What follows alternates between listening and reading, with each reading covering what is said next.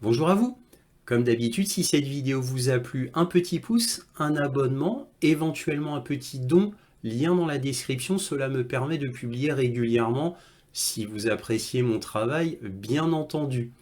Là, cette vidéo va être sur le conflit assez récent Hezbollah-Israël. Je ne vais pas parler du conflit israélo-palestinien car j'ai déjà fait beaucoup de vidéos sur ce sujet. On va juste parler du conflit Hezbollah-Israël au vu des derniers événements. Et là, on va être obligé de faire beaucoup d'hypothèses. Alors pourquoi je vous dis que cette vidéo sera basée sur beaucoup d'hypothèses?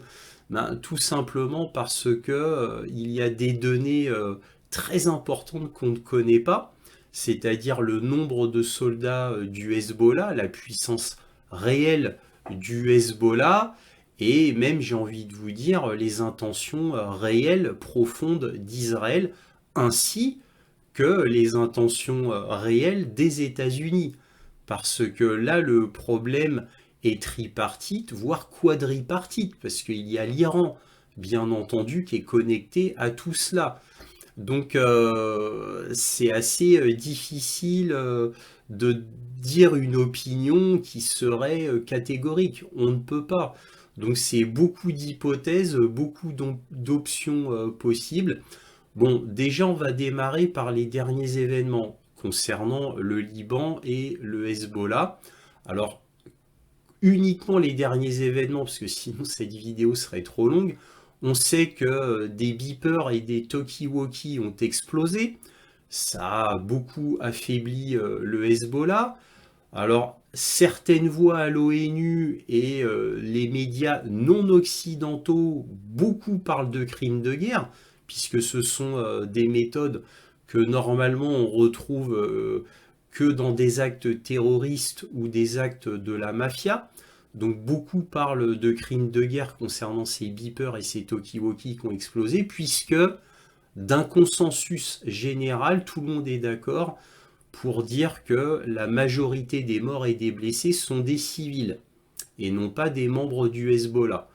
Alors maintenant, combien il y a eu de morts et de blessés du Hezbollah, bah, on ne le sait pas, puisque justement par définition, on ne sait pas qui est du Hezbollah et qui est purement civil. Voilà, d'où le fait que beaucoup parlent de crimes de guerre, hors Occident bien entendu, parce que c'est absolument interdit d'accuser Israël de crimes de guerre, tout du moins pour les beepers et les talkie-walkie. Mais je suppose que la Cour internationale de justice, qui a déjà condamné pour crimes de guerre Israël et pour un éventuel génocide contre les Palestiniens, alors le fait qu'ils s'en approchent, hein, ils n'ont pas été condamnés pour crimes génocidaires, mais uniquement pour crimes de guerre, mais proches du génocide, hein, ce sont les termes du CIJ, donc la Cour internationale de justice. Donc là, quand la poussière va retomber, je suppose qu'Israël va être accusé de crimes de guerre concernant les beepers et les talkie-walkie, vu qu'aux dernières nouvelles, ça a fait environ 600 morts et environ plus de 3000 blessés. Bref, on a eu ça. Et ensuite, Israël a bombardé 6 buildings avec 80 tonnes de bombes. Voilà, des bombes perforantes anti-bunker. Donc, ils ont d'abord aplati les buildings et ensuite, ils ont lancé leurs bombes anti-bunker. Donc le résultat a fait que beaucoup de chefs du Hezbollah, quoi, en fait quasiment tous, tout du moins concernant les plus hauts chefs du Hezbollah, incluant le chef suprême du Hezbollah, c'est-à-dire Hassan Nasrallah, donc ils ont décapité le Hezbollah. Donc évidemment, ça affaiblit considérablement cette organisation-là. Bien évidemment. Donc ça, c'est les derniers événements. Alors bien entendu, il y a les événements secondaires qui se sont passés après. Donc Israël a continué à bombarder le sud Liban. Le Hezbollah a envoyé des roquettes sur Israël et des drones aussi. Donc évidemment, les événements continuent, ne s'arrêtent pas là. Et concernant les derniers événements, on a Israël qui se prépare à envahir le sud-Liban. Et d'ailleurs, c'est déjà fait, mais avec des toutes petites troupes pour l'instant. Donc on va dire que c'est l'avant-garde. Mais il se prépare à faire une invasion au sud-Liban. Alors, ce qui est assez drôle, mais vraiment pas surprenant, c'est que dans certains grands médias occidentaux, comme le New York Times et le Washington Post, pro-Israël absolument à fond, on ne parle jamais d'invasion, on dit que bon bah c'est une opération spéciale Sud-Liban, c'est une opération temporaire au Sud-Liban. Voilà, donc on emploie ce terme-là, donc ces termes-là, pardon. Alors tout un tas d'autres termes, évidemment, là ce ne sont que des exemples, mais la plupart des médias occidentaux ne parlent pas d'invasion alors que c'en est une. Alors évidemment, encore une fois, c'est totalement illégal, bien entendu. Alors c'est drôle parce que quand la Russie a pénétré en Ukraine, on a immédiatement parlé d'invasion. Par contre, Israël, qui occupe le plateau du Golan depuis environ 1983, j'ai plus les chiffres exacts en tête, mais c'est en gros 1983, donc qui depuis lors font du colonialisme pur et dur de manière totalement illégale contre les résolutions de l'ONU, le colonialisme en Cisjordanie, etc., par les Israéliens et par beaucoup de terres de la Palestine, et les invasions au sud-Liban, ça va. Ça va. Bon, certains le disent pour la Cisjordanie, etc., pour la Palestine, certains le disent quand même, mais personne ne parle du plateau du Golan parce que c'est la Syrie. Et la Syrie, c'est les méchants. Comme le Liban. Le Liban, c'est les méchants. Donc là, les médias se taisent. Donc personne ne parle du plateau du Golan, ni le fait que Israël envahit un pays étranger qui est le Liban. Donc totalement illégal au regard du droit international. Mais c'est comme ça. Bon, bref. Donc tout ça, c'est absolument terrible. Donc on a deux crimes de guerre coup sur coup concernant Israël. On a les beepers, les talkie-walkie, et on a ces 6 bâtiments qui ont été détruits avec des centaines de morts, des centaines de blessés, etc. Je ne connais pas les chiffres exacts. De toute manière, nul ne les connaît puisque bah, on n'a pas enlevé tous les débris encore, donc on va découvrir certainement d'autres corps, et il y aura d'autres blessés qui vont s'ajouter certainement. Bref, donc 2 crimes de guerre d'affilée et une invasion totalement illégale, et vous verrez, je mets ma main à parier que aucun grand média occidentaux ne relèveront les faits que je viens de vous dire, qui sont pourtant factuels et absolument évidents. C'est l'éléphant au milieu de la pièce. Bref, alors maintenant, de la géopolitique pure et dure. Le Hezbollah, évidemment, beaucoup de questions à se poser sur cette organisation, avec l'Iran d'ailleurs. L'Iran qui a été affaibli suite à son président, ex-président, qui est mort dans un hélicoptère, donc dans des circonstances très troublantes. Je n'en dirai pas plus. Et donc le nouveau président iranien, à l'unanimité en Iran, il est considéré comme fort mauvais, beaucoup trop ouvert, qui n'a pas trop les intérêts de l'Iran, qui veut trop renouer avec les États-Unis, etc. Donc le nouveau président a très mauvaise presse en Iran, alors que le Raisi, l'ancien président iranien, était très populaire en Iran. Il était considéré comme très capable et donnant un cap clair à l'Iran. Donc là, en Iran, il y a une certaine fragilité politique parce que le peuple iranien attend des actes forts du président iranien qui apparemment ne viendront pas. Alors d'un autre côté, c'est peut-être la sagesse, parce que même Raïssi, l'ancien président iranien, ne voulait surtout pas d'une guerre avec Israël ou même les États-Unis, et le nouveau président encore moins. Donc d'un autre côté, c'est certainement la sagesse. Les Iraniens ne veulent pas d'une guerre directe avec Israël, et donc peut-être aussi avec les États-Unis. Et le Hezbollah, c'est pareil. Hassan Nasrallah, qui a été tué lors des frappes avec tous ses comparses à la tête du Hezbollah, lui, c'était un grand modéré, Hassan Nasrallah. Il était beaucoup aimé des Libanais, en grande majorité. Évidemment, il y a toujours une minorité de Libanais qui n'aiment pas le Hezbollah parce que, d'après eux, le Hezbollah a apporté du malheur au moins au sud Liban.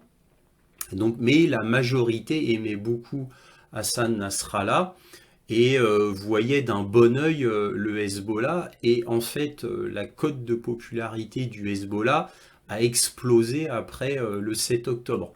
À partir de là, donc le Hezbollah a donné tout son appui au Hamas ainsi que les Houthis.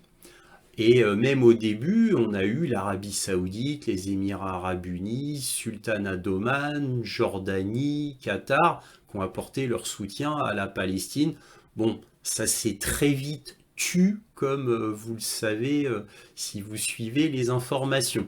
À ce niveau-là, donc la Palestine a été de nouveau esseulée, hein, donc laissée toute seule. Donc il n'y a que l'Iran et la Turquie qui ont été bruyants pour défendre la Palestine. Alors maintenant, concernant le Liban, le Liban, elle est toute seule. Il faut dire ce qui est, c'est pas la Palestine, le Liban. Donc personne ne va voler au secours du Liban, à part quelques pays furtivement, comme la Chine et la Russie. Bon, il y a eu évidemment l'Iran, mais bon, ça coule de source. Mais sinon, le Liban s'est laissé tout seul, hein. On les laisse se débrouiller. Et en plus, avec le nouveau président iranien, il y a une distance qui s'est faite avec le Hezbollah. Alors ça, on ne vous le dira pas dans les médias. Il faut connaître un petit peu la politique intérieure de l'Iran. Mais voilà, il y a beaucoup de personnes, ou quoi, beaucoup. Il y a quelques personnages au gouvernement iranien, incluant le président, qui en réalité donnent une certaine distance avec le Hezbollah. C'était pas le cas sous Raïssi, sur l'ex-président qui est mort de l'Iran. Ce n'était pas le cas. Donc là, qu'en est-il du Hezbollah? Alors déjà, quelle est la force du Hezbollah? Alors là, tous les experts occidentaux sont tous unanimes, tous d'accord. Ils disent en gros que les chiffres qu'on voit, c'est qu'en gros, le Hezbollah est en gros 10 fois plus puissant que le Hamas avant le 7 octobre. C'est-à-dire si on comparait le Hamas au 7 octobre et donc avant que le conflit israélo-palestinien n'éclate, et concernant le 7 octobre, parce qu'évidemment ça fait 75 ans que la Palestine est en guerre en réalité avec Israël, mais bon, c'est un autre sujet. Donc du temps de la splendeur du Hamas, on va dire le Hezbollah était en gros 10 fois plus puissant. Voilà, c'est ce que tous les experts occidentaux disent à peu près. Donc n'oublions pas que le Hamas a un historique guerrier important déjà. Et on a à peu près un scénario pour l'instant qui est presque identique au scénario de 2006. Puisqu'en 2006, Israël avait attaqué massivement le sud Liban avec des bombes, des missiles, etc. Et donc tout le monde disait qu'à cette époque-là, en 2006, que Israël allait écraser le Hezbollah. Et qu'est-ce qui s'est passé? C'est qu'après que Israël, qui est de loin l'entité la plus forte au niveau de la puissance aérienne, nul ne peut contester ce fait, Israël est toute puissante concernant la force aérienne. Mais au bout d'un moment, il faut bien faire une intervention terrestre pour asseoir une victoire. Et là, ce qui s'est passé, c'est qu'en 2006, Israël a fait une grande offensive sud-Liban et elle s'est pris une déculottée par le Hezbollah. Donc à partir de là, ça a énormément calmé Israël, qui n'a plus fait ensuite que des attaques avec des missiles, des bombes, bref, avec l'aviation. Donc là maintenant, tous les experts aussi disent que par rapport à 2006, le Hezbollah est beaucoup plus puissant qu'en 2006. Voilà. Et là, comme je vous l'ai dit en début de vidéo, on a quand même Israël qui là prévoit de faire une attaque terrestre. Alors maintenant, beaucoup d'experts disent attaque terrestre de toute petite ampleur, hein, ça va être juste des petites forces. C'est ce qu'on a entendu, donc des petites forces qui seraient envoyées et non pas une énorme attaque terrestre. Alors je comprendrais Israël le fait qu'il ne fasse pas une énorme attaque terrestre. Voilà. Alors maintenant, est-ce que Israël, donc qui apparemment, ils sont en train vraiment de se préparer à faire cette attaque terrestre au sud Liban, donc une invasion du sud Liban, est-ce qu'ils vont faire une petite attaque terrestre et ensuite revenir dans Israël, juste pour protéger la frontière, afin de pouvoir faire revenir les en gros 60 000, 80 000 Israéliens qui ont été déplacés de la frontière sud-Liban, donc nord-Israël, parce que économiquement, ben, ça fait un énorme handicap concernant Israël. Bah oui, je rappelle que Israël, économiquement, est dans un état très très très faible. Donc l'économie d'Israël a complètement plongé dans un état quasi catastrophique. Heureusement qu'il y a les États-Unis qui sont derrière, car depuis le 7 octobre, ben, le côté militaire d'Israël pompe énormément d'argent, sans compter qu'il y a énormément de soldats donc, qui sont impliqués, des soldats qui étaient bah, des travailleurs, des entrepreneurs, etc., etc., donc qui font que ça détruit l'économie israélienne. Donc Israël est extrêmement mal. Et entre nous, si ça faisait comme 2006, par exemple, et qu'Israël, bon, au final, voit qu'une petite force ne suffit pas et qu'envoie des grosses forces, Israël perdrait. Parce qu'Israël n'est pas prête pour une guerre d'attrition au sud Liban. Elle perdrait. L'économie, c'est juste pas possible. Et les États-Unis ne sont plus que l'ombre d'eux-mêmes. Donc les États-Unis, eux, ils ont trois casseroles de lait au feu. Ils ont l'Ukraine, le conflit au Moyen-Orient, et ils ont Taïwan. Et ils n'arrêtent pas de donner des armes à Taïwan parce que je vous ai fait une vidéo il y a peu de temps. À Taïwan, les tensions montent. Les États-Unis n'arrêtent pas d'armer Taïwan et à les préparer d'ailleurs. Donc n'oublions pas Taïwan. Mais bref, les États-Unis, depuis le 7 octobre, n'arrêtent pas de donner de plus en plus d'armes à Israël. Alors, Israël, on ne lui donne pas d'argent. À ma connaissance, Israël, on ne lui a pas donné de paquets financiers comme en Ukraine. Bah, je comprends les États-Unis puisqu'ils donnent tout à l'Ukraine. Tout ce qu'ils peuvent avoir, ils le donnent à l'Ukraine. Les fonds de tiroir ont été vidés aux États-Unis. Les États-Unis n'ont plus rien. Alors plus rien, c'est entre guillemets, c'est une expression. En roquettes, en missiles, en bombes planantes ou même en bombes normales, les États-Unis ont donné la plupart de ce qu'ils avaient à l'Ukraine. Déjà. Parce que l'Ukraine n'arrête pas de réclamer. Les États-Unis donnent. Et l'OTAN, incluant l'Europe, donne à tout à l'Ukraine. Donc Israël ne pourra pas compter sur l'Europe pour faire une guerre d'attrition contre le Hezbollah. Vous vous doutez bien que le Hezbollah a moult alliés. Donc il y a le Hamas, il y a les Houthis, il y a l'Iran.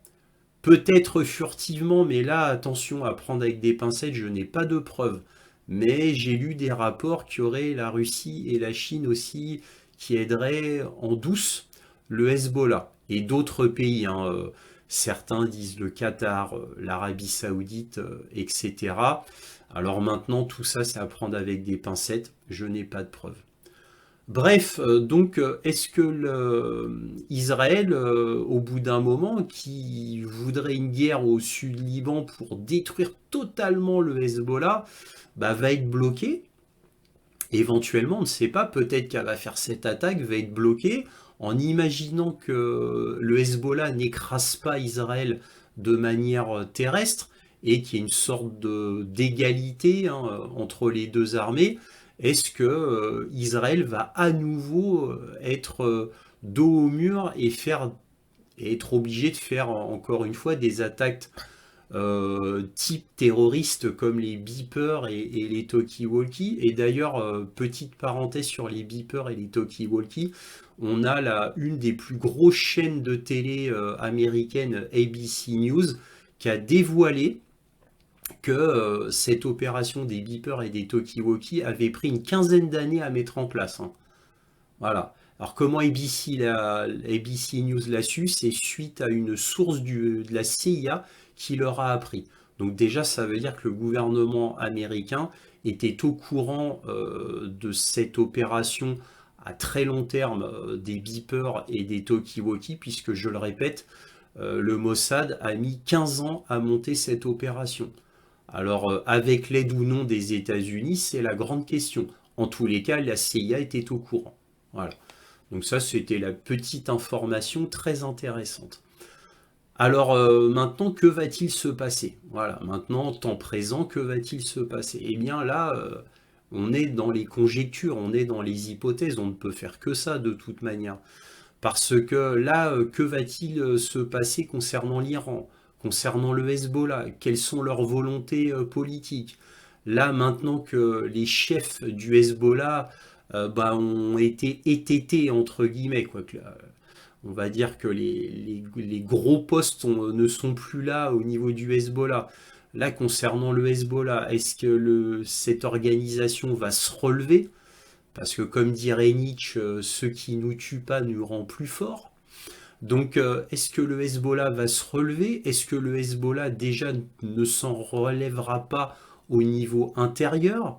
Bon là, comme il y a des roquettes et des missiles envoyés sur Israël, apparemment le Hezbollah bah, ne résiste, donc ça veut dire qu'il y a des nouveaux chefs qui sont déjà apparus, mais ça me semble évident, comme je vous l'ai déjà dit dans une précédente vidéo, la procédure du Hamas, c'est de nommer toujours des chefs secondaires, voire tertiaires, en cas de mort. Hein. N'oublions pas qu'ils sont prêts à mourir en martyrs.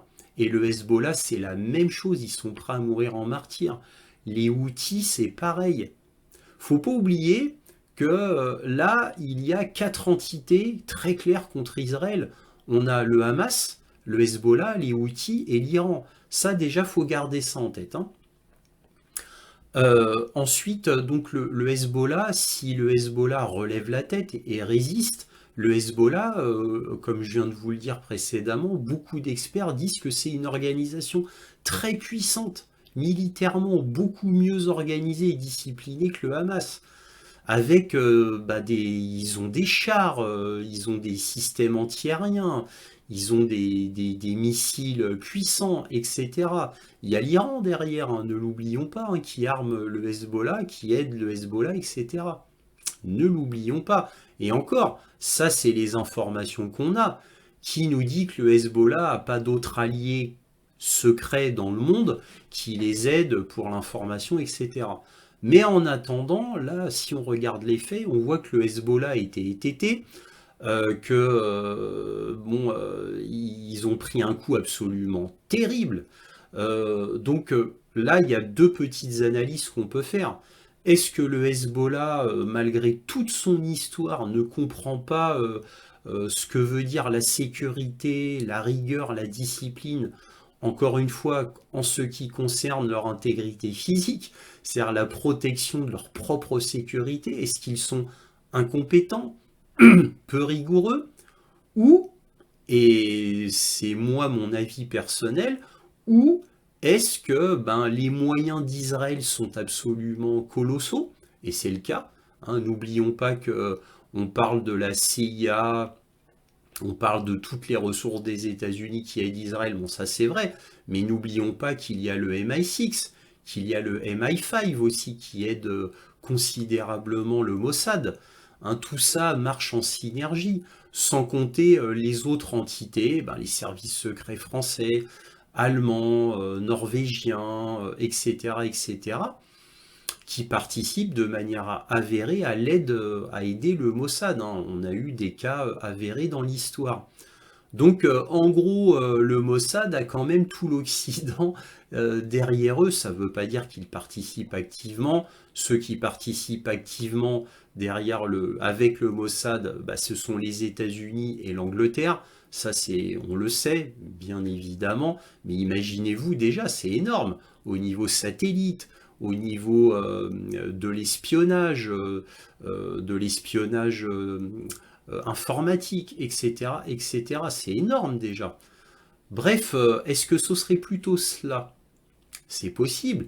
Pire encore, est-ce que tout ce qui arrive à l'Iran, au Hezbollah, tous les assassinats qu'ont fait les Israéliens en plusieurs décennies, d'ailleurs, crimes tout à fait illégaux, etc., bon, comme les crimes des États-Unis en Iran d'ailleurs, mais c'est quand même 90% fait par les Israéliens en Iran, ou même au Liban ou en Syrie d'ailleurs, comme le consulat qui a été bombardé par un F-35 israélien avec 6 missiles.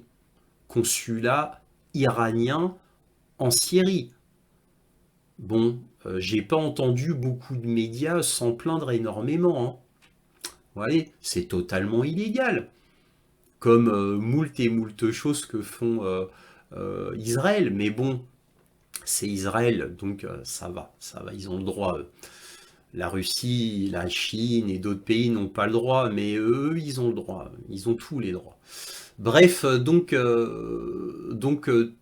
est-ce que le Hezbollah, pire encore, aurait des taupes à l'intérieur, voire même des traîtres?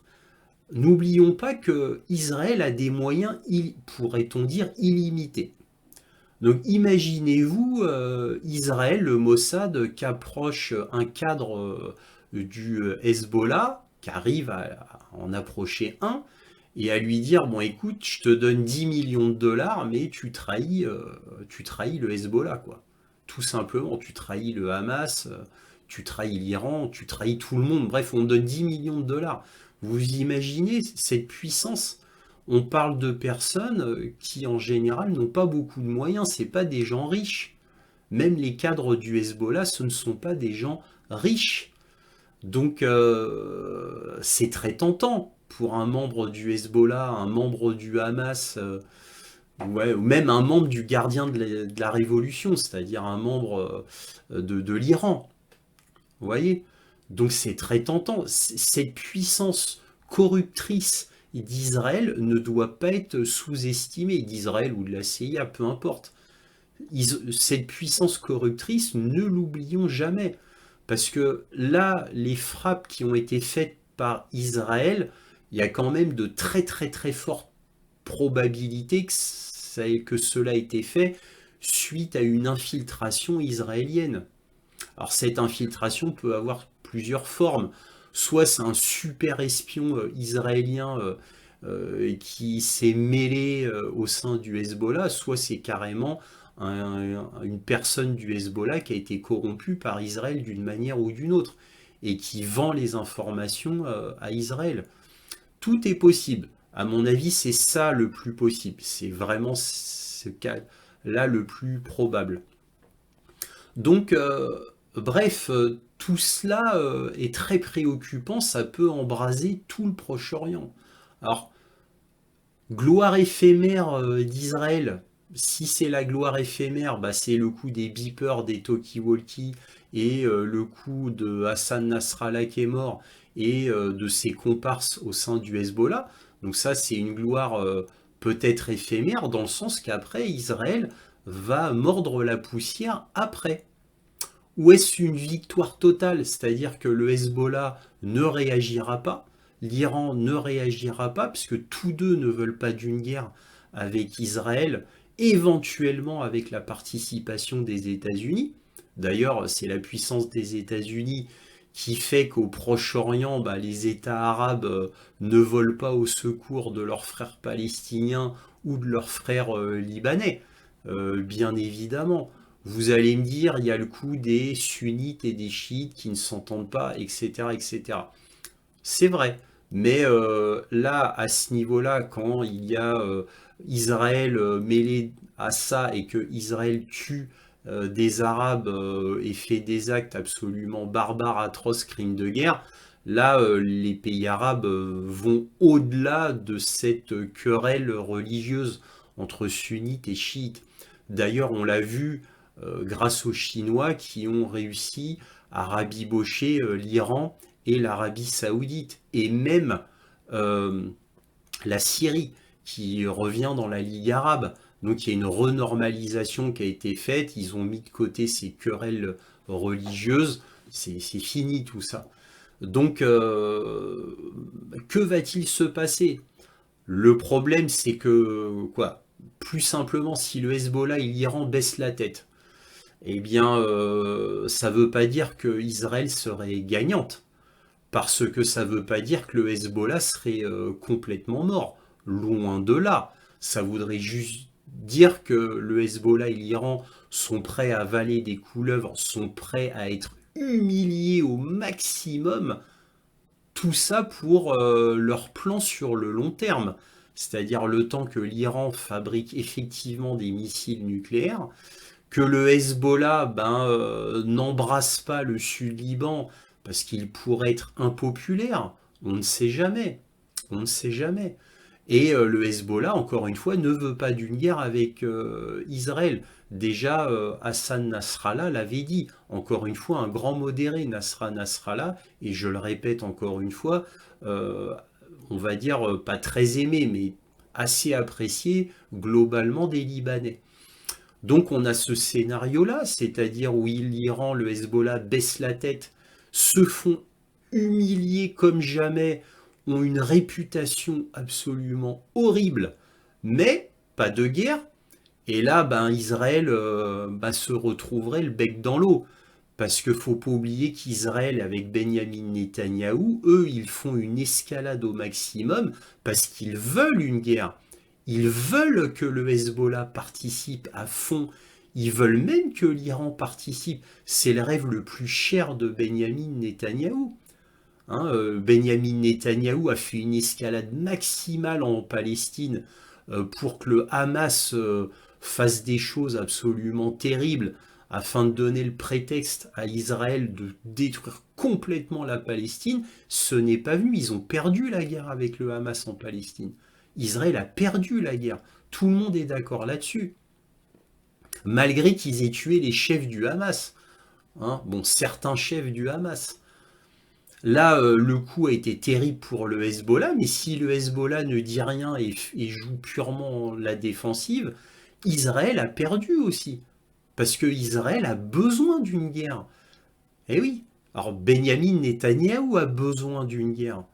Et même si la guerre va complètement détruire économiquement Israël, eh bien Benyamin Netanyahou veut cette guerre absolument, sinon Netanyahou n'existe plus. Tout simplement, il ne pourrait plus continuer à être président longtemps. Il a besoin d'une guerre perpétuelle au Proche-Orient, Netanyahou, pour survivre politiquement. Et le rêve de Netanyahou, c'est que non seulement le Hezbollah fasse quelque chose qu'enclenche une véritable guerre, c'est-à-dire que le Hezbollah lance en gros presque tout ce qu'ils ont, mais le rêve absolu d'Israël, c'est l'intervention des États-Unis. C'est-à-dire que les États-Unis interviennent dans le conflit. C'est ça ce que veut Israël de manière ultime. De manière ultime, Israël veut l'intervention directe des États-Unis, exactement comme Zelensky aurait voulu que l'OTAN s'implique directement en Ukraine. On a des situations très analogues, très similaires entre l'Ukraine et Israël, entre Zelensky et Benyamin Netanyahou. Il y a énormément de points communs, énormément de points communs. La seule chose qui différencie Zelensky-Ukraine et Netanyahou-Israël, c'est que quoi que fasse Israël, les États-Unis vont se sentir obligés d'être aux côtés d'Israël jusqu'au bout, alors que ce n'est pas le cas pour l'Ukraine, bien évidemment. Donc en gros, les États-Unis là sont pas du tout contents parce qu'ils ne veulent pas d'un embrasement du Proche-Orient et que là, Netanyahou les oblige à aider Israël. Ils sont obligés, même s'ils ne sont pas contents. Pourquoi les États-Unis ne veulent pas d'un embrasement au Proche-Orient? C'est parce que les États-Unis sont complètement épuisés au niveau de la politique avec l'élection du 5 novembre. Ils sont complètement épuisés politiquement. Et puis alors si c'est Trump qui arrive au pouvoir, c'est une véritable catastrophe pour l'État profond et les néocons. Bref, pour le gouvernement américain présentement. Et c'est une véritable catastrophe militaire pour les États-Unis. Parce que même si les États-Unis aident Israël, mais avaient aidé Israël comment, avec quoi? Ils ont très très peu, les États-Unis, ils ont tout donné à l'Ukraine. Déjà, c'est trop tard. Et que va-t-il advenir de l'Ukraine? L'État profond, BlackRock, etc. ont trop investi en Ukraine. Ils veulent un retour sur investissement. Ils ne veulent pas abandonner l'Ukraine. L'État profond ne veut pas abandonner l'Ukraine. Il y a plus de 210 milliards que les États-Unis ont donné à l'Ukraine, sans compter tout ce qu'a donné l'Europe. Vous imaginez? Ils veulent un retour sur investissement. Ils n'ont pas investi cet argent pour Israël. Donc là, les États-Unis sont tiraillés en deux. Ah oui, hein, avec l'État profond d'un côté pour l'Ukraine et Israël d'un autre côté, qui est considéré comme le 51e État des États-Unis, et que bon, bah, le cœur des États-Unis bat pour Israël, il ne bat pas pour l'Ukraine. Les États-Unis sont obligés d'aider Israël malgré tout, et seront obligés de laisser tomber l'État profond entre guillemets pour l'Ukraine.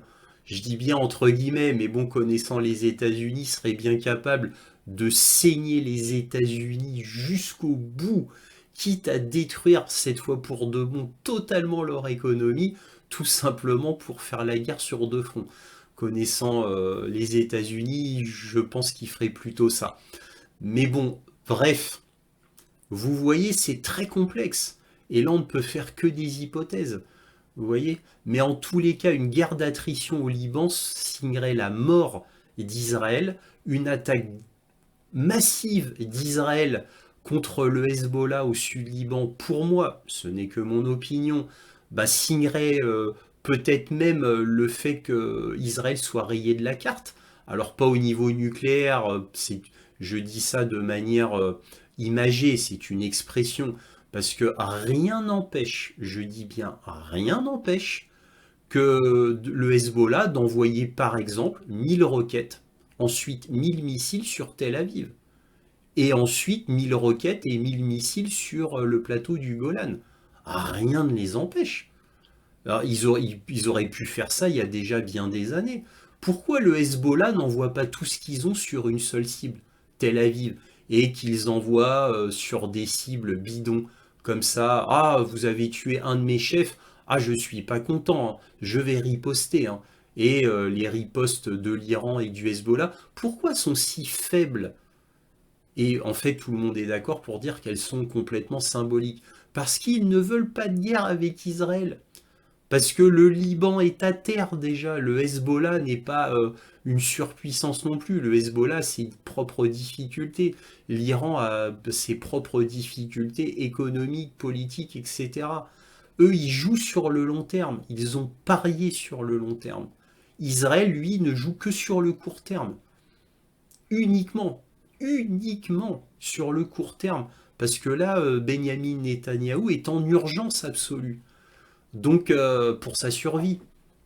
Et encore une fois, je le répète une dernière fois, n'oublions pas que le Hezbollah peut faire un petit coup de fil au Hamas, aux Houthis, et leur dire, bon écoutez les gars, on va faire un grand coup, on va se débarrasser entièrement d'Israël, vous envoyez tout ce que vous avez, vous l'envoyez sur Tel Aviv. Et peu importe les conséquences, on mourra en martyr.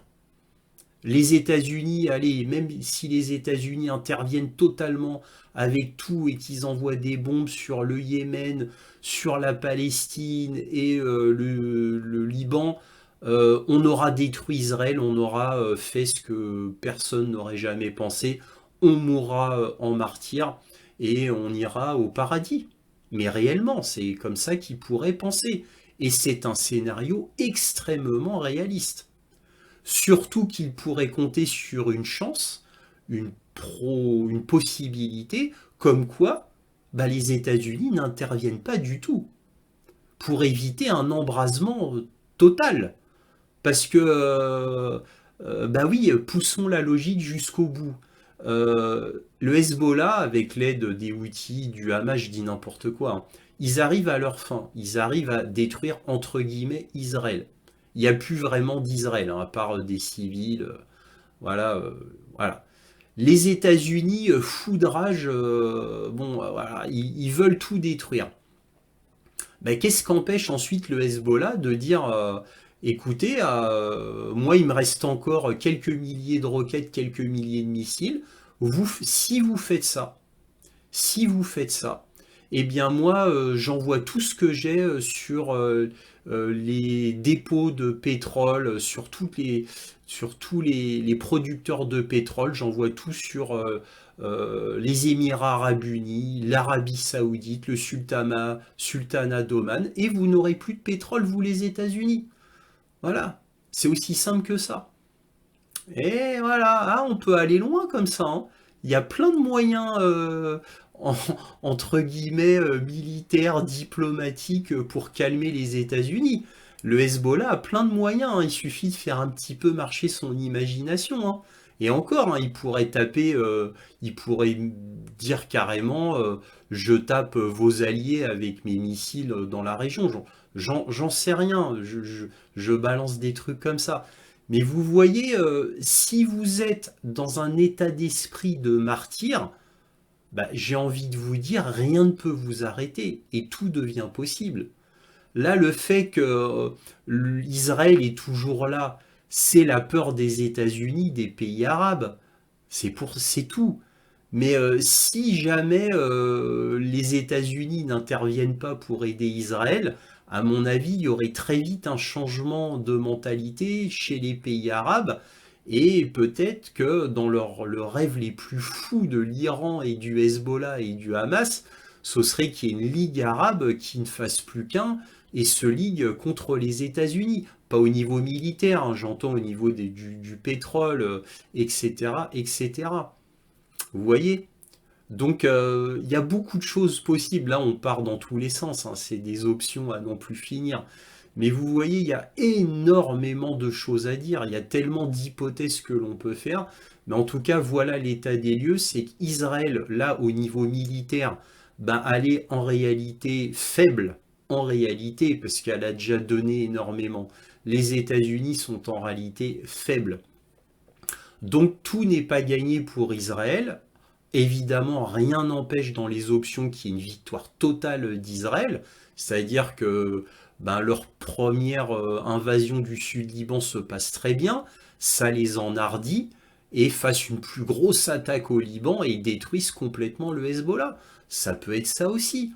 Avec le président iranien au moment où je vous parle qui est là au pouvoir, tout est possible. Il est bien possible que le président iranien ne fasse rien.